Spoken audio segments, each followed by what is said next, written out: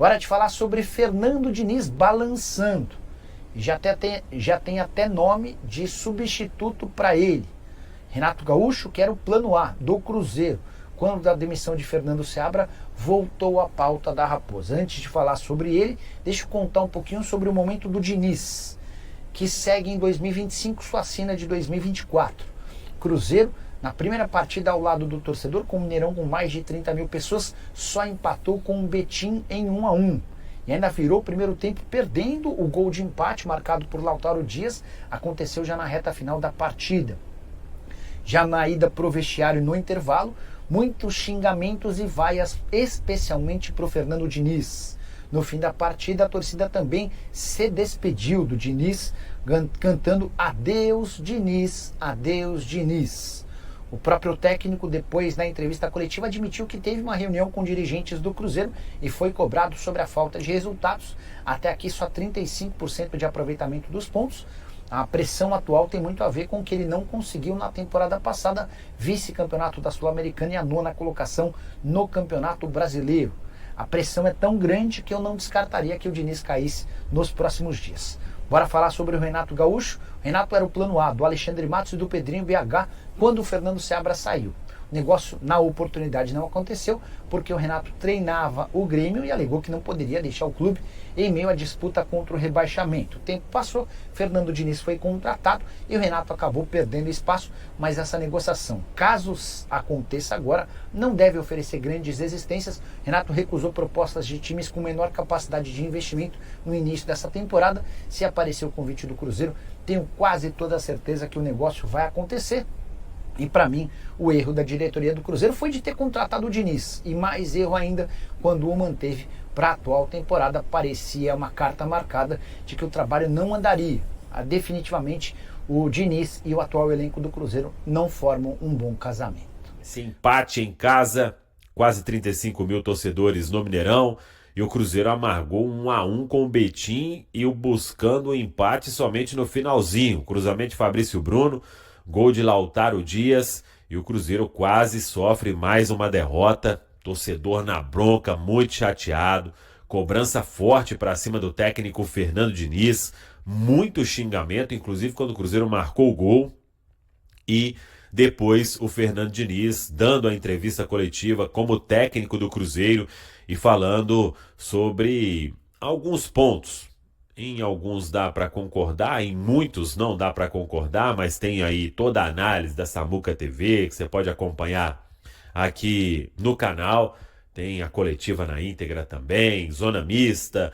É o Cruzeiro transformando um começo de temporada de muita expectativa, um começo de temporada positivo, vamos dizer, porque teve os empates com São Paulo e com o Atlético Mineiro, a viagem longa e uma vitória sobre o Tombense sem sustos, só que quarta e ontem o Cruzeiro conseguiu transformar tudo neste cenário de desconfiança total e com razão, porque foi uma derrota muito ruim para o Atlético e uma atuação muito ruim, assim como a atuação de quarta, talvez a do Betim ainda pior. E o Cruzeiro empatou apenas e por isso o torcedor na bronca. Teve reunião ontem, diretoria com o Fernando Diniz, cobrança, isso é fato.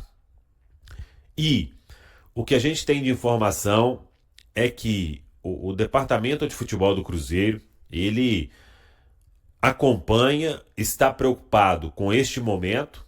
Depois, como eu disse aí, em uma semana foi de uma expectativa grande para uma expectativa baixíssima por causa de 2 resultados péssimos e existe essa preocupação do departamento de futebol. E quando a gente falou ontem que a pressão para cima do Fernando Diniz ela aumenta ainda mais, é uma pressão que vem do externo, de fora, isso já chegou num ponto que é altíssimo, o grau de insatisfação do torcedor do Cruzeiro, e internamente muita conversa, muita cobrança para tentar fazer com que o Cruzeiro saia deste lugar em que ele está entrando neste momento em uma semana apenas. Vamos ser bem sinceros, né? Depois da vitória sobre o Tombense, na segunda-feira, ninguém imaginava que o Cruzeiro, depois de fazer tudo o que fez lá nos Estados Unidos, a pré-temporada, a volta, um elenco com time reserva aí fazendo um bom jogo com o Tombense, time reserva jogando 20, 25 minutos de um clássico e bem. E aí você vai para um jogo em Brasília, perde, vem para um jogo no Mineirão, o torcedor dá um voto de confiança e você tem uma atuação como a que teve. Então, o que a gente sabe é que o departamento de futebol não está nada satisfeito com tudo que vem acontecendo. Agora, não tem esse martelo batido sobre uma troca no comando neste momento. E o Fernando Diniz, ele sabe que ele vai ficando em situação cada vez mais complicada para uma permanência, porque os resultados são ruins, contando também os resultados do ano passado. Então, 20 jogos e 4 vitórias, isso aí vai tornando insustentável uma permanência no comando técnico do Cruzeiro. Mas talvez ele ainda ganhe uma oportunidade na quinta-feira diante do Itabirito, o jogo comando do Itabirito, mas a partida será no Independência. Então, o que a gente tem de informação é que o departamento de futebol do Cruzeiro está muito preocupado com esse momento vivido pelo Cruzeiro, com o elenco que foi montado. Todo mundo sabe que algumas peças elas precisam recuperar o ritmo ou ganhar ritmo. O Caio Jorge só foi fazer agora o primeiro jogo na temporada e desde a final da Copa Sul-Americana, o Dudu teve todo o processo de saída do Palmeiras, a cirurgia que ele passou.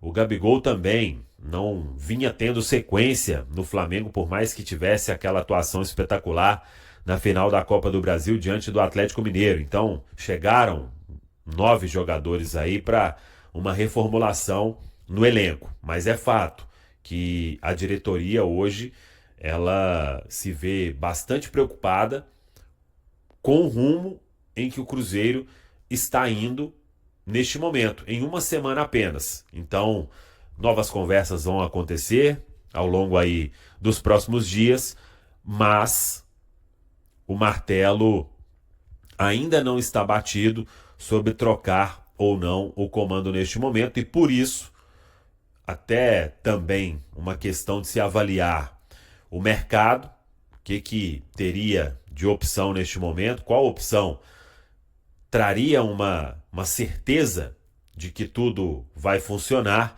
Então o Cruzeiro neste momento devendo aí continuar ou dar mais um voto de confiança ao Fernando Diniz para que as coisas possam mudar de uma forma drasticamente, aí drasticamente no sentido de tem que mudar muito para ter um novo rumo, um novo cenário, um novo horizonte de um trabalho que ainda pode dar bons frutos.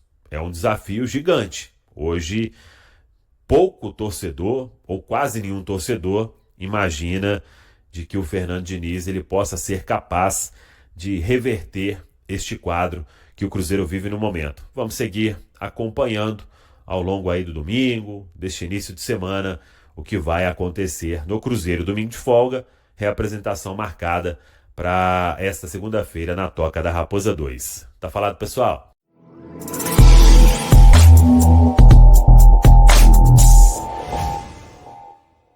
A pressão sobre Fernando Diniz no comando do Cruzeiro aumentou após o empate com o Betim. Em meio a vaias da torcida e uma reunião com a diretoria, o técnico admitiu a necessidade de resultados melhores. Apesar das cobranças, Diniz seguirá no cargo e terá a oportunidade de reverter a situação. O treinador atribuiu os resultados recentes a um calendário apertado e a alguns jogos abaixo do esperado, mas reconheceu que a equipe precisa melhorar coletivamente e conquistar vitórias para acalmar os ânimos. E aí, galera? O que acharam? Deixem nos comentários. Não se esqueçam de deixar o like e de se inscreverem no canal e acionar o sininho para receber as notificações. Até mais, Nação Celeste! Vamos pra frente!